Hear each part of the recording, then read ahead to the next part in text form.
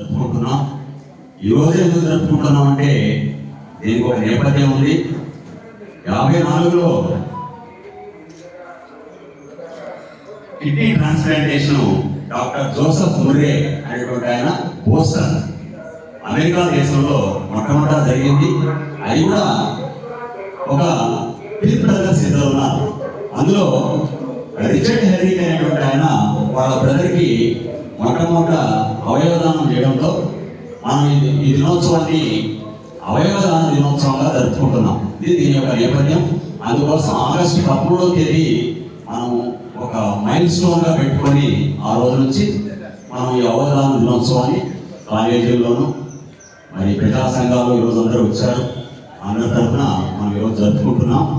అదేవిధంగా దీనికి Joseph మురేకి Nobel prize కూడా వచ్చింది 1990లో. ఒక రకంగా ట్రాన్స్ప్లాంటేషన్కి ఆయన ఆద్యుడు. ఈ రోజుల గురించి మన డాక్టర్స్ కూడా మీతో చెప్తారు. తర్వాత భారతదేశంలో కొంచెం లేట్గానే 17 ఏళ్ల తర్వాత ట్రాన్స్ప్లాంటేషన్ అనేది జరిగింది. వెల్లూరు క్రిస్టియన్ కాలేజీలో అక్కడ జరగడం. తర్వాత మోహన్ ఫౌండేషన్స్, మీరు పేరే వింటారు. మోహన్ ఫౌండేషన్ అంటే multi organs harvesting aid network అని చెప్పి మోహన్ ఫౌండేషన్స్ వాళ్ళు మంచి ప్రచారం తీసుకొచ్చారు. ఇవన్నీ కూడా మనిషి బ్రతికున్నప్పుడు చేసుకునేటటువంటి దాన్ని అవయవదానం అంటాం. అయితే అవయవదానంలో కూడా 2 రకాలు ఉన్నాయి. తన బ్లడ్ గ్రూప్ సరిపోయినటువంటి వాళ్ళకి ఇవ్వడం అనేది ఒక భాగం అయితే, తర్వాత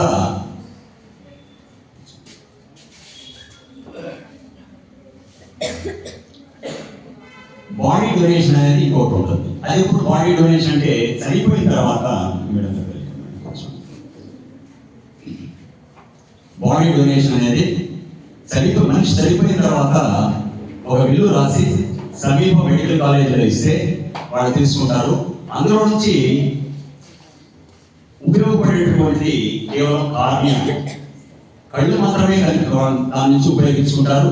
ఆ కార్నియాస్ కలెక్షన్స్ గురించి దాని గురించి అంతా కూడా డాక్టర్స్ మీతో మాట్లాడతారు.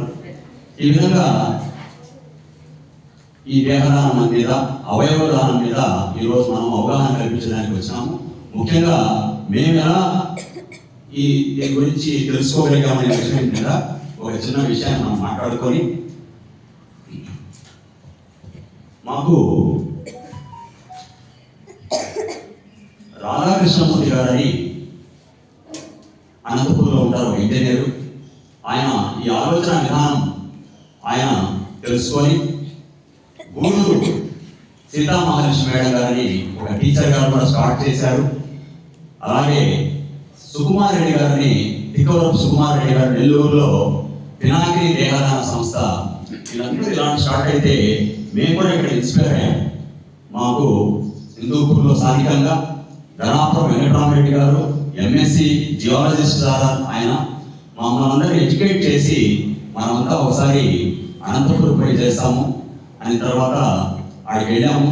దీని అన్నిటికీ బేసిక్గా మేము చైతన్యపడింది ఏంటంటే జన విజ్ఞాన వేదిక 1988లో ప్రారంభమై రక్తదాన ఉద్యమాన్ని ప్రారంభం చేసింది. ఆ రక్తదాన ఉద్యమంలో భాగంగా ఇక్కడ చాలా మంది రక్తదాతలు ఉన్నాం.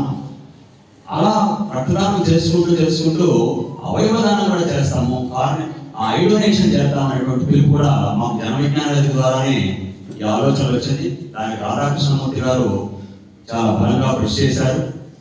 అదేవిధంగా డాక్టర్ లవణం గారు ప్రముఖ గాంధీవాది, ఆయన కూడా ఆ రోజు అనంతపురంకి వచ్చి ఆయన ఇన్స్పిరేషన్ మాకు పంచారు. ఆయన కూడా ఇప్పుడు లేరు, ఆయన కూడా దేహదాతే. ఈరోజు దేహదాతల దినోత్సవంగా ఇక్కడ మీకు ఒక రాజ్యమైనటువంటి మా 2010లో మాతో పాటు టీవీ రెడ్డి గారిని వాళ్ళ భార్య కూడా వచ్చారు. మా సంఘంలో మెంబర్ అయ్యారు కూడా. ఆ రోజు 70 మందిని మేము దేహదానానికి అవకాశం ఇచ్చాము, అందరూ రాసిచ్చాము, వీరునామాలు రాసిచ్చాము. అందులో ఈ రోజు పోయింది కాబట్టి అందరూ సభ్యులంతా ఒకసారి నిలబడి ఆమెకి నివాళి అర్పిస్తాము. 1 నిమిషం మౌనం పాటించడం ద్వారా మన కార్యక్రమాన్ని మనం ప్రారంభించుకుంటాము.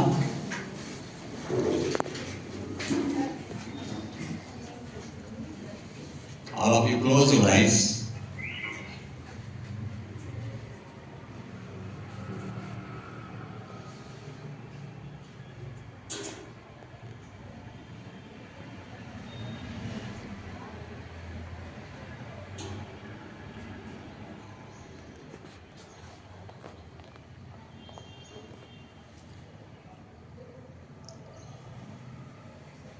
ఓకే అమ్మా, థ్యాంక్ యూ.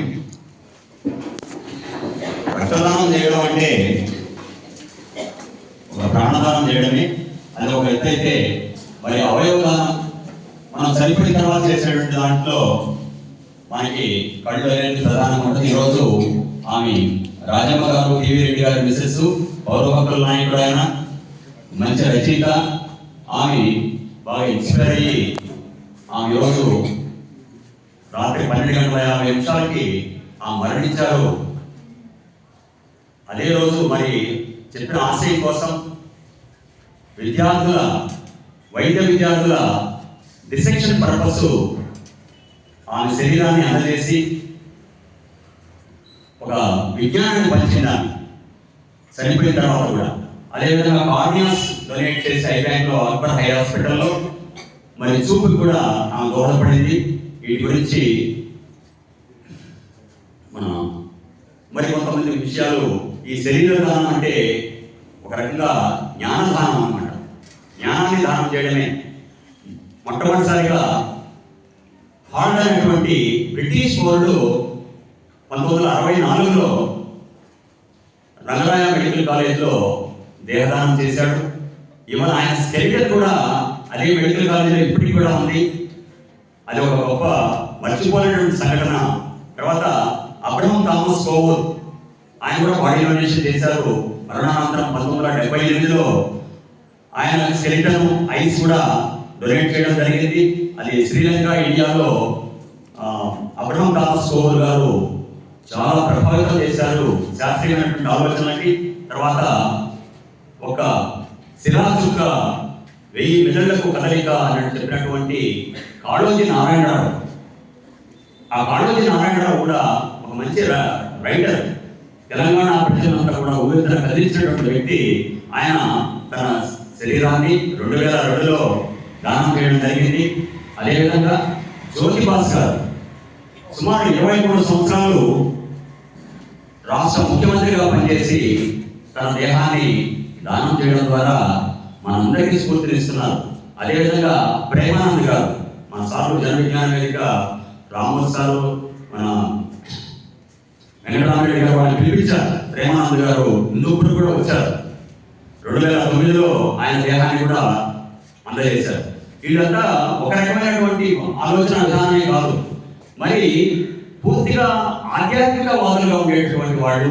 1952లో సరస్వతి శిశు మందిరాలు అని చెప్పి ఒక పిల్లలకి ఒక రకమైనటువంటి సంస్కారం నేర్పించడానికి ఆర్ఎస్ఎస్ స్వయం సేవకులు ఉన్నటువంటి నానాజీ దేశ్ముఖ్ గారు కూడా ఇది మన మతానికి ఎటువంటి ఇబ్బంది లేదు, ఏ మతస్థులైనా ఇవ్వచ్చు, సాంప్రదాయవాదులైనా నాస్తికవాదులైనా దీనికి సంబంధం లేదని చెప్పి ఆయన 2010లో ఇచ్చారు మేడం.